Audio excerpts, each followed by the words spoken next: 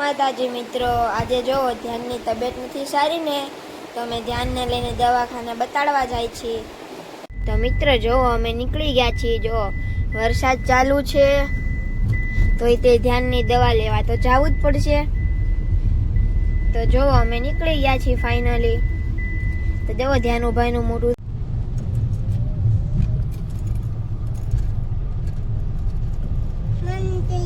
તો મિત્ર તમે જોઈ શકો છો અમે ધ્યાનની દવા લઈ લીધી છે. ધ્યાનને ઝાડા થઈ ગયા હતા તો અમે જો જાય છીએ. ધ્યાનની દવા લઈ લીધી તો ધ્યાનને કેવું સારું લાગે છે. હે ધ્યાન તે સૂમ કરાવ્યું? કેમ ન કરાવ્યું? કેમ સૂમ ન કરાવ્યું? એમ કહેલું તું? હાલો બાય કરી દો. એમ કહી દે લાઈક કરો, શેર કરો ને કોમેન્ટ કરો. કહી દે લાઈક કરો એમ કહી દે ને.